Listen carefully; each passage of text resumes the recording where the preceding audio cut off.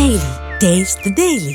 మీరే చెప్పండి, ఈ ప్యాలెస్ను ఏం చెయ్యమంటారు అంటూ ఏపీ ప్రజలకు రాష్ట్ర ప్రభుత్వం ఒక బిగ్ ఆఫర్ ఇచ్చింది. అంతేకాదు, మీ సూచనలు సలహాలు మాకు అత్యంత కీలకమంది, ప్రతి ఒక్కరూ స్పందించాలని కోరుతున్నామంది. మెజారిటీ ప్రజల అభిప్రాయాలను పరిగణనలోకి తీసుకుని కీలక నిర్ణయం తీసుకుంటామంటోంది ఏపీలోని కూటమి ప్రభుత్వం. విశాఖలో ప్రముఖ పర్యాటక ప్రాంతంగా ఉన్న రుషికొండను వైసీపీ హయాంలో తొలిచేసి భారీ ఎత్తున నిర్మాణాలు చేశారు. వీటికి గాను 452 కోట్లను అప్పటి సీఎం జగన్ ప్రభుత్వం ఖర్చు చేసింది. ఈ నిర్మాణాలకు అత్యంత ఖరీదైన మౌలిక సదుపాయాలను సమకూర్చుకున్నారు. ఓపెన్ ప్లేస్ నుంచి పార్కింగ్ వరకు సువిశాలంగా నిర్మించారు. ఇక టాయిలెట్ కమోడ్లు, డైనింగ్ హాల్స్ ఇలా ప్రతి ఒక్కటి అత్యంత ఖరీదైన వస్తువులనే వినియోగించారు. అయితే గత ఎన్నికల్లో వైసీపీ ఓడిపోయింది.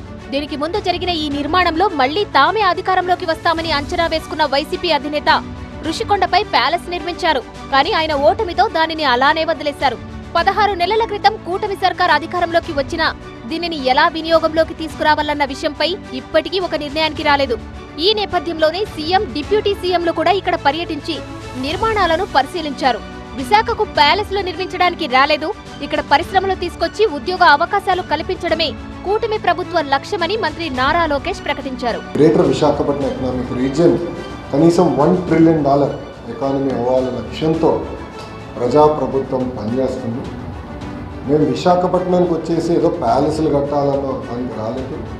ప్రజలకి ఉద్యోగాలు, ఉపాధి కల్పించే పెట్టుబడులు తీసుకురావాలి, అవి గ్రౌండ్ చేయాలి, అవి ఎగ్జిక్యూట్ చేయాలి, అవి బిల్డ్ చేయాలి.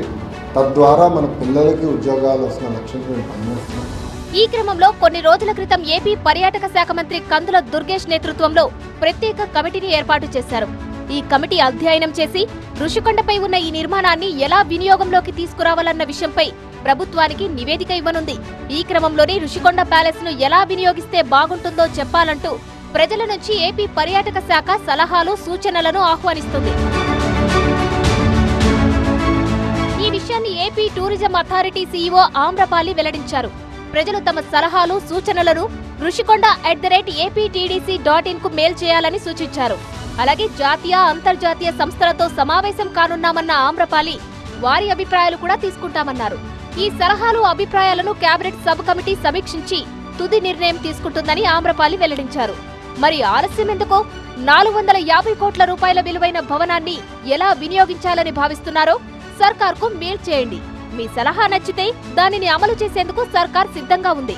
మెయిల్ చేయదలుచుకున్న వారు rushikoda@aptdc.in కు సమాచారం చేరవేయొచ్చు.